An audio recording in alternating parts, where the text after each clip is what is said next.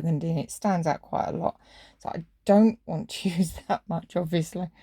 But for the purposes of the viewer, yourselves, at least you could see what I was using.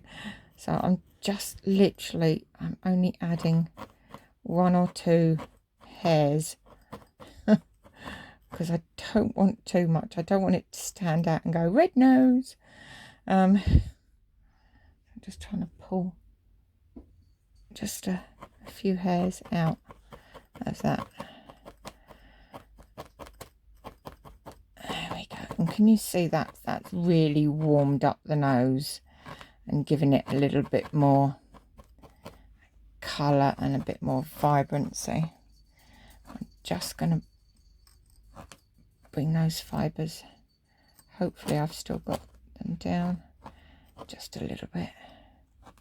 And I'm going to put a bit more charcoal. We've got a couple of charcoal spots here, so just going to put a bit of charcoal there. And again, I don't want this to be particularly, I don't know if you can even see that. I don't want them to be huge, big, stand out in your face spots. So I'm just...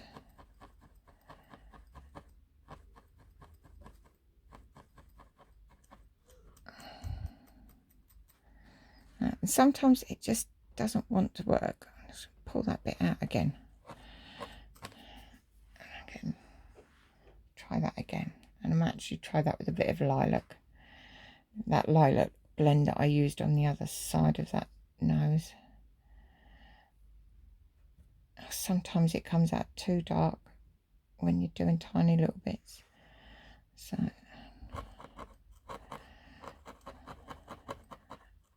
that's better. I wanted it to be a contrast colour to the nostril. And again, try not to lose this nostril because we're working on the edge of it, which can be quite difficult because if you poke too much you then lose the shape you've just spent the last half an hour creating.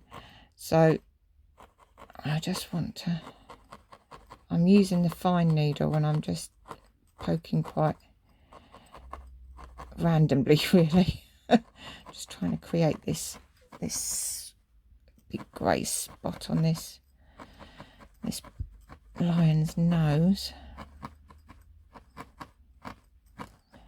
Noses are always very tricky things to master, no matter what you're doing.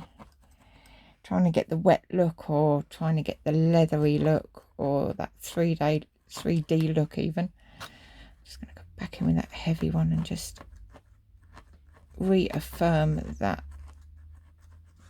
shape. I might just have to put a... There we go. Now, we're a bit too light on this side here, so I'm going to go back in with my mix. Just put a little bit in.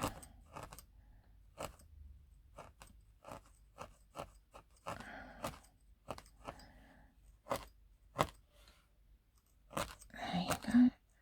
Again, I've got to go back round with the frame of the nose with the charcoal, so I don't want to put too much there. Just going to snip the ends off. Then that's stopped it looking like it was disappearing off a cliff and giving it back that shape that we were looking at. Lovely. Okay, right. I'm going to put a bit of dark there just to give that illusion of that nostril coming through. I don't want it as dark as the nostril, but I need it to be darker than it is. So I can just catch in the threads. There we go.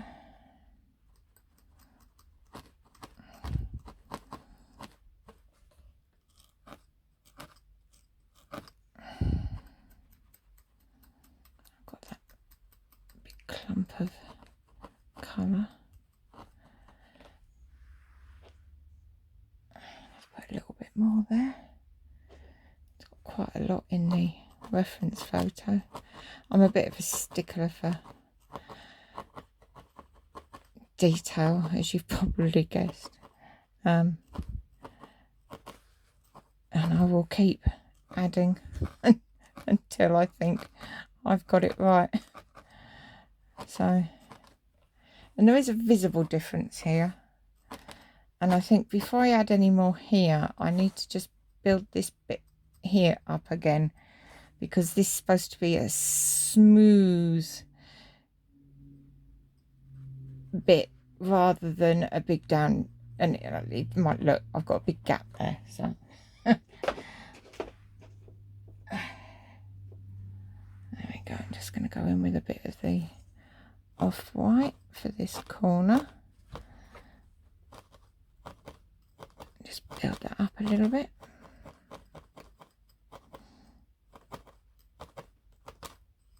And again, I can put the off-white in here, although it's not off-white, it's a different colour.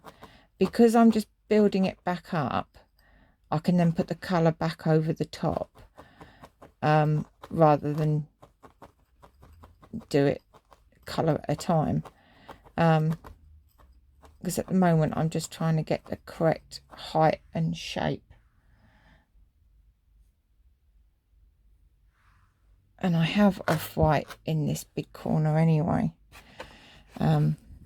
Just gone back to the thick needle just to give it a bit of a boost. There we go. That's it. And I don't want to do too much. Again, I'm going to put some colour back on that nose before I finish. But rather than put the colour on now, I might, once I finish this bit, think, oh, I need to raise it again, because it's still not enough. So I'm just going to wait until I'm happy with the end, and then I'll put the colour back on the nose, as it should be.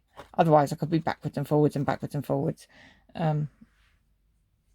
and that just gets frustrating because you're just going over stuff that you've already done.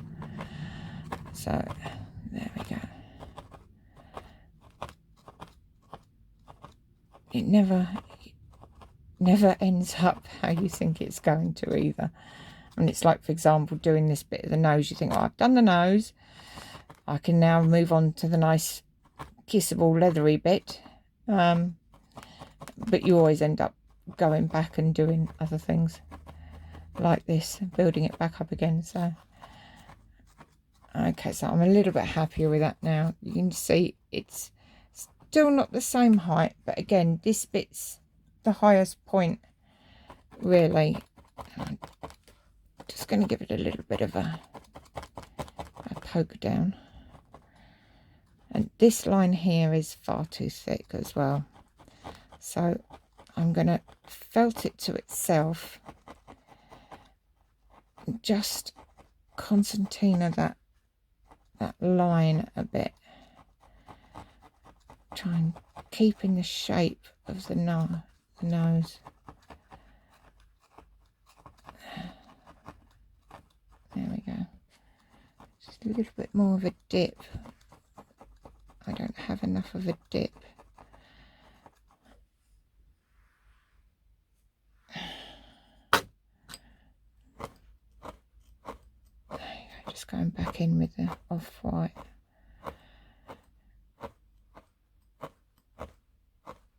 It is really trial and error, isn't it? You never get it right the first time. You just have to keep playing with it until you look at it and go, yeah, I'm happy with that. And then you move on to the next area. But don't overthink it either. You know, because sometimes you can play with things too much, and then you walk away and you come back and you go, what on earth is that supposed to be? It looks nothing like it's supposed to be. You've overdone it. And you've crammed in too much detail into one little space, and it just gets very confusing and very muddled. So sometimes, again, less is more. I'm still learning that. It's a patience thing. I'm not great at patience. It's not my strong point. So, just going to give that a little bit of a... There we go. Now, it is looking a little one-sided, a bit like he's squishing his nose over to one side. But this bit here needs a little bit more coral. And then I've got to add a bit to this cheek pad. Oh, my board's slipping, bear with me. Oh, hang on, I've got to retie it, so I'm just going to pause. Right, sorry about that, everyone. Those of you who have been following me know that I normally work on my lap, but I cannot record whilst it's on my lap. There's just nowhere to put everything, so it's currently tied on to my drawing board, which every so often it decides to untie itself and slips down the board again. Excuse me while I just get a mouthful of drink. So yeah, I just had to tie it back up again. So where were we? We were doing this little bit here on this side of this big chunky cheek. Now this is still just coral wool here. I've got other colour to add to it, but I'm just gonna give it a bit of a flatten. There we go. And I'm going back in with the grey and lilac mix, because he has a nice big splodge of colour here. Nice big grey. Again, I don't have the correct grey I'm looking for, so I'm just having to do my best with what I have. I have got some on order, so fingers crossed it will come out looking how I want it when it arrives. I shall see. But again, if you have any good grey, and I'm looking for solid colours, not the mix, not the natural greys that you get with the mix of white or brown. I'm looking for the solid dyed colours, just specifically at the moment. I do have some nice mixes, but they don't always, I don't always want that blend, so it's difficult, and I don't actually have the blend I'm after for this. So that's his nose splodge, but it goes right up into the nostril, but it goes dark up into the nostril. So I'm just going to get the charcoal again and my fine needle, and again I only need a few hairs to do this because it's just such a tiny space. So I'm just going to poke that in there. We are going to go back round the nose in a minute with the charcoal and create that shape again. This comes quite dark all the way down actually, and then spreads out. Oh, sometimes when you twirl you end up taking bits from elsewhere you don't want. There we go. That's it.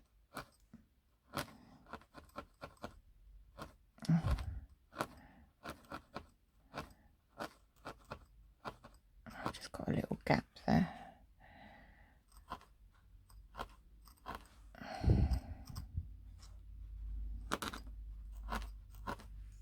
Just get another couple of hairs. And I'm just going to fill that gap I seem to have created.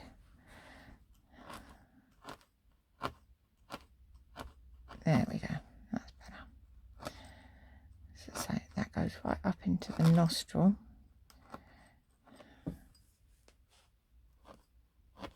Because when you're on your lap as well, you can move this board around, so it always felting at exactly the same angle.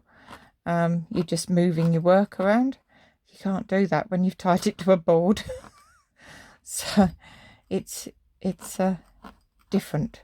It's different working, but I'm also working at an angle. I can't work flat. I can't draw flat either. I have to have it at an upward angle. And I find that you've got a better view and a better idea of how it looks if you're working at an angle. Me personally, I like that. So I'm probably no, I'm not good at maths, so I'm not even going to try and say what degree I'm working at, but I'm working at an angle, so we'll just leave it at that for now. I'm just going to take a bit more of that cream there, that white, because that top of the nostril is just a bit too high. There we go. And it is no longer too high. I have just flattened it down. Little bits. They make all the difference. Little bits. There we go. So, and actually I've done that, and it should have been at the other angle that it was at the beginning. It hasn't gone up enough. So I've now got a very flat nose when I should have. This dip here is correct.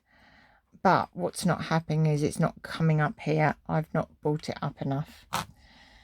So what I'm going to do is get my scissors, my lovely trusted scissors, and I'm just going to give it a little pull gently. Not too harsh, just gently. Just giving the fibres a pull. Go back in with the fine needle. Give it a bit of a poke. Still not quite right. So I'm just going to give it just gentle encouragement, shall we say. A bit of gentle encouragement to go the way I want it to. That's better. That's better. That's taking the nose to a completely different angle now. That's better. Okay, I might just have to add a little bit more there of that beautiful rich burgundy, just to give that illusion. So I've got my fine needle and a couple of strands, and I'm just going to add it on that bend that goes round towards the other side of the face and up into that top corner. There we go. That's it. That's enough. Just a few strands. So take the excess off.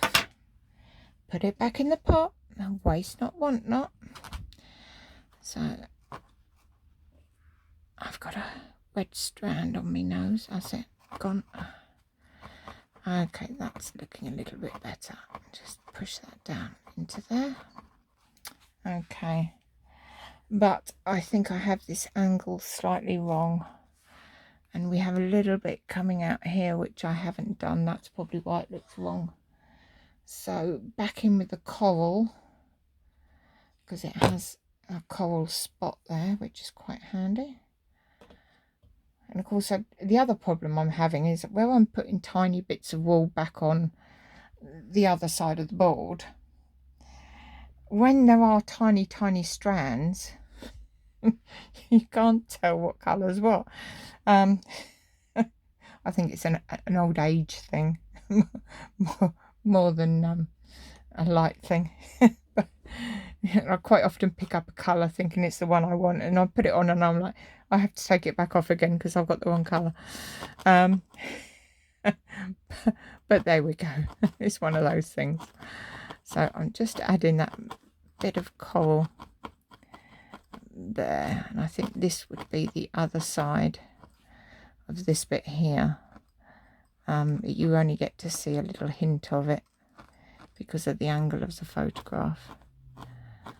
That's better. That's it. That's made it look a little bit more normal and straight.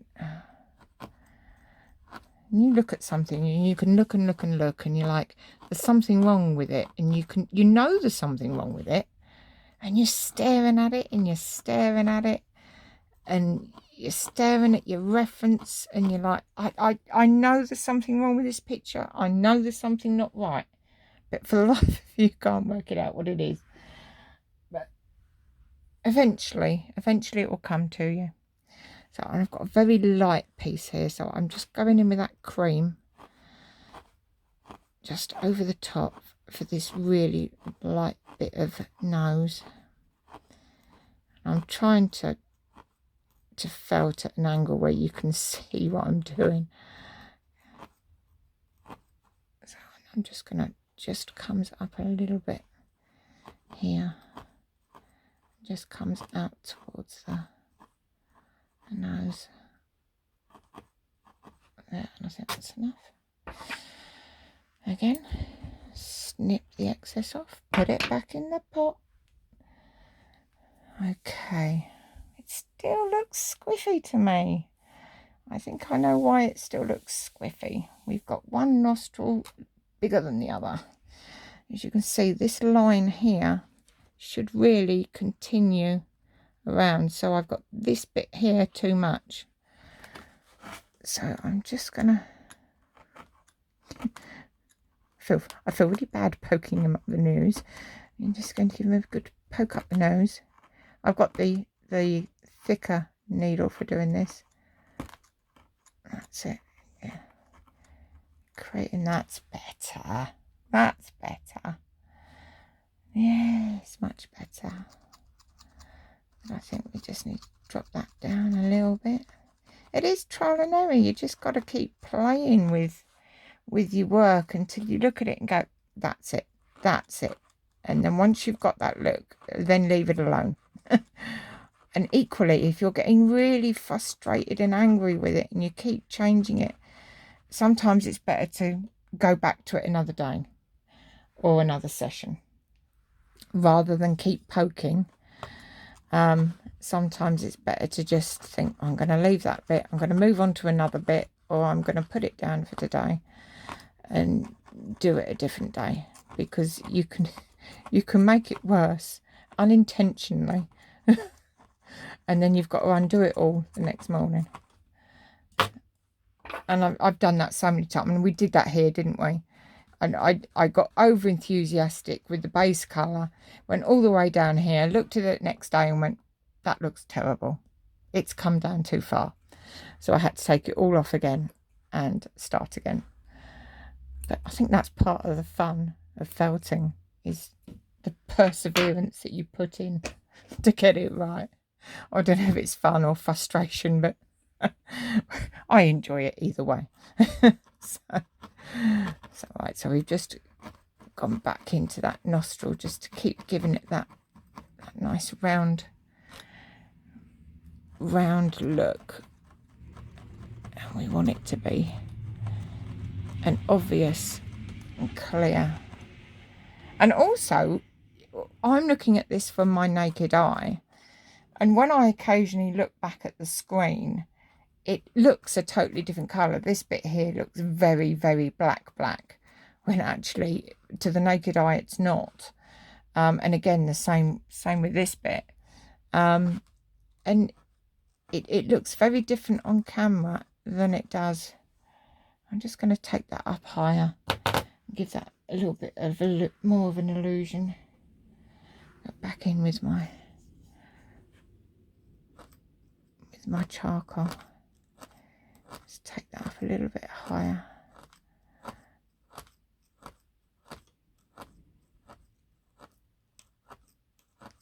There we go. Now, I did get quite a few questions as to what kits I use. Well, they are mainly from the American felters, but this is all done from a reference photos, no kit. I don't even know, can you get kits? If you can get kits, tell me. I'm sure some of my viewers would love to know if there are kits available out there to buy. I know you can get them for 3D felting, but can you get them for 2D felting? I don't know.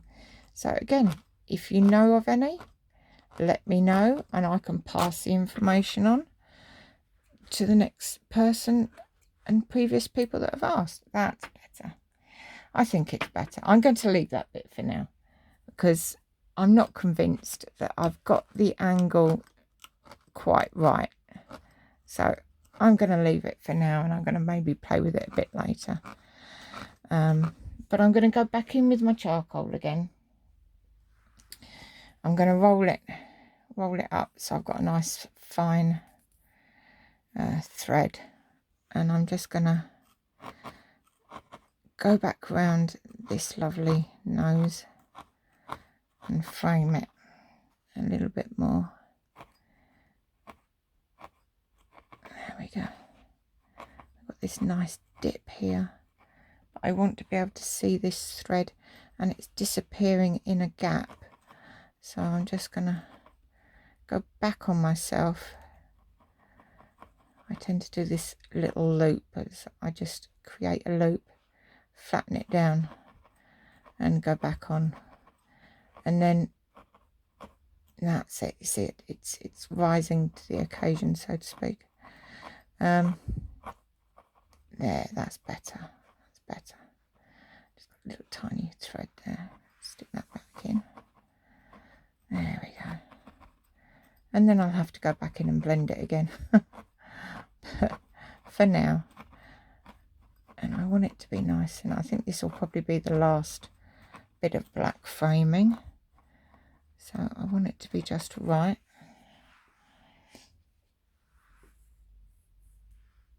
So a bit too much there. There we go. A bit of a thinner piece now, because we've just raised this bit,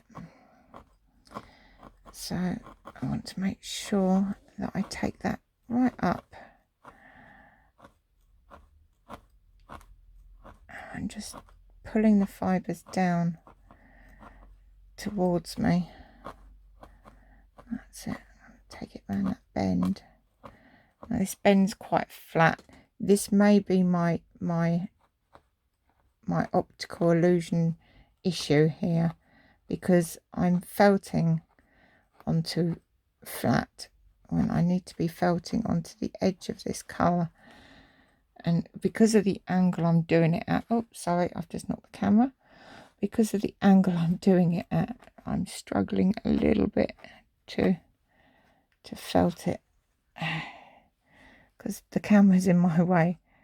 There we go. So I'm just gonna, that's it, just poke it down there, and we'll go past that bit that we've just done, and I'll drag it down into that lovely little groove. I don't know if there's a name for that lovely little groove. I'll have to look it up. This lovely little groove between the nose and the mouth. Should have really found that out first, shouldn't I? See if there was a name for it.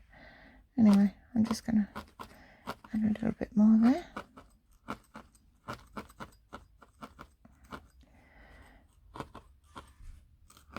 And take my fibres down. There we go.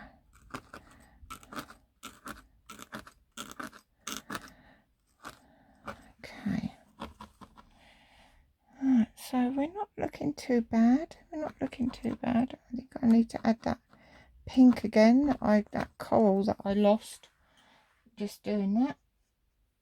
So I'm just going to take a chunk of that coral. Oh, far too much in my hand. There we go, that's better. And just put that piece of coral back there, that little splodgy bit that he has. Do you know, nature is the most remarkable thing, isn't it? The colours in nature. You know, it's always worth, when you go for a walk, looking at a leaf or a tree or a flower or fur or anything, that the amount of different shades and colours nature has created is astounding. We're nowhere near can do it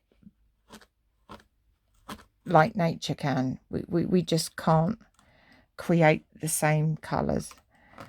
And everywhere I look, I said to a friend, I even find myself in the bathroom staring at the tap thinking, well, there's white and there's dark grey, and it's not actually silver, it's white, dark grey, black, all different colours. Oh, sorry. It's I'm sure people think I'm going mad or just a little bit weird. But if you train your eyes to look at everything that you look at, and to see all the amazing colours that are in or on that item, and you look at art in a totally different way. It's quite amazing. It just gives you this whole new perspective. I think I need to carry a little bit more dark there. Gives you this whole new perspective on the way that you look at things. Everything is just so much beautiful colour and amazing. So, and that's, again, I don't think I got quite the height on this that I should have had. There's quite a dip going down into this nostril, but equally, I think, rather than build that up, because then you're in the realms of getting too big, what I'm going to do is drag a little bit of this down with my thick needle. There we go, and then that creates the look I'm after. Sometimes it's not always good to add, but to take away, and that's exactly what I've just done there. I've taken away part of this here by just pushing this wool down a little bit, and that has just created that big. Now that's looking better, isn't it? I think that's looking better. That's looking much better now. Now what I'm going to do is go back to this bit that we did earlier. And it's not that lovely white, unfortunately. Instead, it's a very lilac-y. Got a lot of lilac in him, this lion. So I'm just going to go over with that lilac. I'm going to try not to go over the black at this point, because I don't want to put excuse me, I don't want to put another black line on. I think I've got the right height that I want. So I'm just pulling those fibres right up to the black line. And again, I'm felting onto the felt. I'm not pushing it right down into the wool. I'm felting onto the felt that's already there. That's better. And you see you've got this nice shade coming through now with the cream underneath. There we go. I'm going to take it all the way down to this corner here. That's it. There we go. Oh, this little bit here just wants to be awkward. That's it. That's better. That's better. That blends nicely. Just going to take the excess bits off. Sometimes you can poke them in, and sometimes you don't want to, because you don't want a heavy, thick colour. You just want to be able to see that change. Right, now, where did I put that base colour? I have so many pots here. Bear with me a moment. Of course, it's the one that fell on the floor earlier. It would be. So I have this lovely mix that came through for me the other day, and I don't think you can really appreciate the colour, but it is a very warm beige mix, which is the perfect colour for this lovely nose. I'm just going over, and I'm just taking the odd fibre down. I don't want to take too many fibres, just enough to blend that beautiful beige mix into this lilac here. And again, we don't need too much. This is quite a coarser wool this beige mix, so it's easier to take a bigger chunk of it and work with than it is with the really soft silky fibres that have a mind of their own. So again, I'm just going to just darken it a tad, just add a few more fibres, bring them down. There we go, that's it, just a tiny bit there. Oh, yeah, I'm happy with that. So I'm going to cut off my remainder. There we go. And I will have to go back in with a little bit just for the scar tissue. And maybe just a fraction of that lovely orange that you see there, just to give it the final blend. So again, I've got this lovely orange. What's it? It's actually the colour of builder's sand. So it's that sort of yellowy orange colour. It's builder's sand. I've put on the label because I know what it means. I've got a terrible memory for the real name of colours, so I name them after what I know they are. And why not? No one else has to use them, just me. So I'm just teasing it. Again, this is quite a hardish wool, so I'm just teasing those bits out, and I'm just placing this little bit of cobweb here that I've got just over the top. That's it. So I can just blend that nose. Now looks more there. That's it. I'm happy with that. Now I'm just going to poke you back over to the reference photo. As you can see, we've got some little dark patches and some bit of scarring. Oh, I've just lost me. There we go. So we're going to go back and we're going to have a go at doing the dark patches and the scarring without creating this huge, ginormous, obvious markings. So looking for the colour, which I don't really have. Again, it's that grey that I can't seem to find. So what I am going to use, I'm going to go back to my, take the lid off. I'm going to go back to my my embroidery threads, and this one I'm using now is a silver grey. I don't know if you can see that particularly well. So it's quite bluey as well, but it is a silver grey, and I'm going to pull that apart.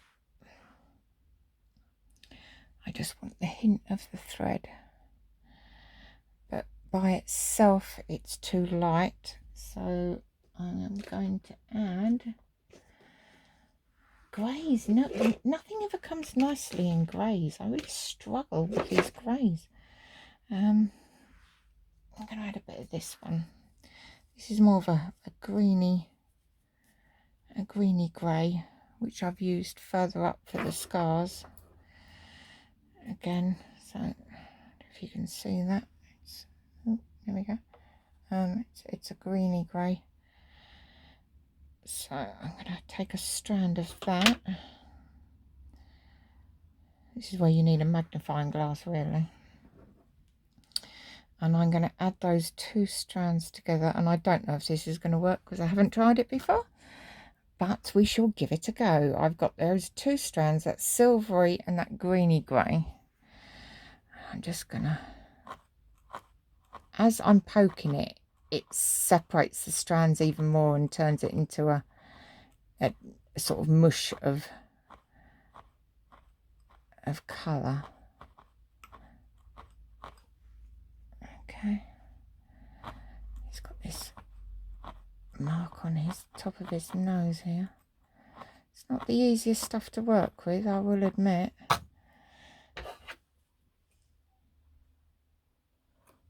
But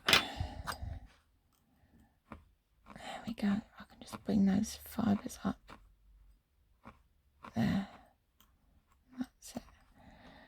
Try not to lose that black line that I created by pushing it down. He's got another little bit. Can you see? Try and move my arm around a bit more. He's got another little bit sticking up here. Just going to twist these fibres a bit. See if that helps.